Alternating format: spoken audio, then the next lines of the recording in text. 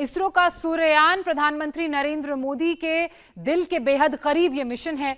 तभी तो 2 दिन पहले राखी के मौके पर प्रधानमंत्री निवास पर जब बच्चे प्रधानमंत्री नरेंद्र मोदी को राखी बांधने के लिए पहुंचे तो उन्होंने उन बच्चों से भी इसरो के मिशन सूर्ययान के बारे में बात की। लेकिन ये तस्वीरें आप देखिए, ये श्री हरिकोटा से तस्वीरें आप देख रहे हैं।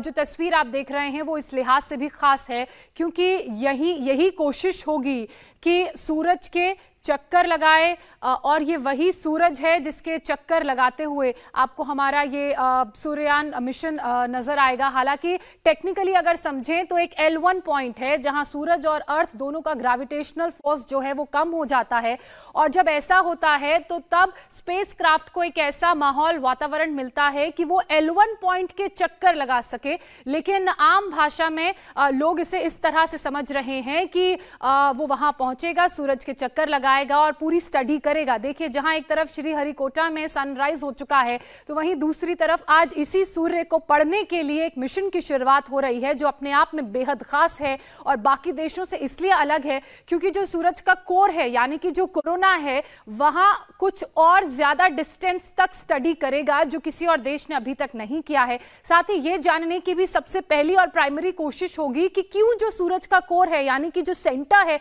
वहां पे तापमान सूरज के एक्सटर्नल एनवायरनमेंट और सोलर फ्लेम से कम है। इसरो का सूर्ययान प्रधानमंत्री नरेंद्र मोदी के दिल के भी बेहद करीब है जैसा कि मैंने आपको बताया था। और जब चंद्रयान 3 मिशन सक्सेसफुली लॉन्च हुआ तो सूरज के इस मिशन की भी बात प्रधानमंत्री नरेंद्र मोदी ने की थी। और एक और तस्वीर 2 दिन पहले जब आपने रक्षाबंधन के मौके पर प्रधानमंत्री नरेंद्र मोदी के निवास पर बच्चों को उनके हाथ में राखी बांधते हुए देखा था, बच्चे जब वहां पहुंचे थे तो उस दौरान भी पीएम ने उन बच्चों से इसरो के मिशन सूर्ययान के बारे में बात की थी। सुनिए।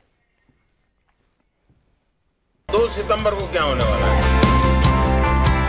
तो 2 सितंबर को इसरो आदित्य को लॉन्च करेगी। शाबाश।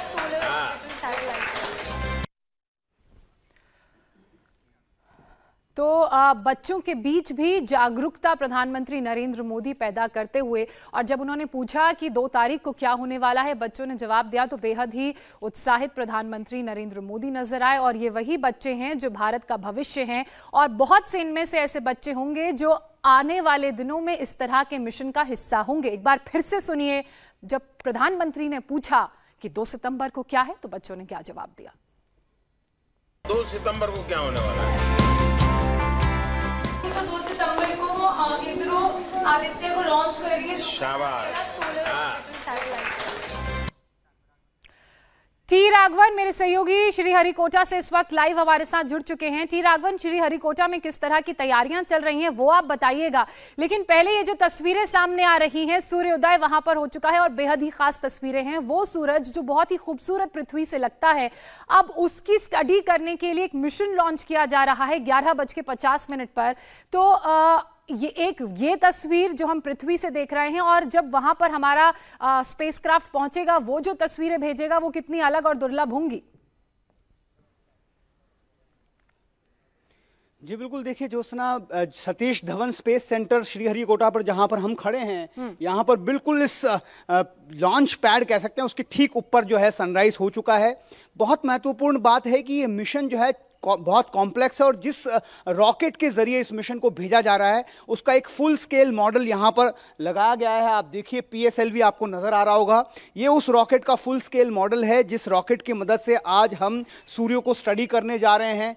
इस रॉकेट को समझें क्योंकि ये एक ऐसा ट्रस्टेड रॉकेट हमारा है, इसरो के वैज्ञानिकों ने इसे तैयार किया है जिसकी जो मिशन सक्सेस रेट है ज्योत्सना वो तकरीबन 99% है। आप देखिए, इस रॉकेट को अगर हम सरल शब्दों में समझाएं तो आपको नीचे जो स्ट्रैप ऑन नजर आ रहे हैं, बूस्टर्स इन्हें कहा जाता है, ये 6 बूस्टर्स होंगे। ये एक्सेल मॉडल है यानी बहुत शक्तिशाली रॉकेट होगा। इसके अलावा 4 स्टेजेस इसमें टोटल इस रॉकेट के हैं ज्योत्सना। जो सबसे नीचे वाला स्टेज होता है वो सॉलिड प्रोपल्शन होता है, वहां पर एक ठोस ईंधन भरा जाता है, फिर तरल ईंधन वाला स्टेज होता है, फिर एक बार सॉलिड इंजन वाला स्टेज होता है जो विकास इंजन, जिसे हमारे वैज्ञानिकों ने बनाया, एक बहुत एम्बिशियस प्रोजेक्ट है। उसके बाद जो आखिरी जो तरल इंजन वाला स्टेज होता है, उसके बाद जो आप एक टोपानुमा जो आकृति देख रहे हैं जिस पर तिरंगा झंडा है, वो है सैटेलाइट। उसके ऊपर जो ये बाहर जो हिस्सा देख रहे हैं वो पेयरिंग, उसको ऊष्मा कवच कहा जाता है, क्योंकि जब हम पृथ्वी से बाहर निकलते हैं तो वायुमंडल में घर्षण की वजह से हमारे सैटेलाइट नष्ट हो सकते हैं, इसीलिए वहां पर एक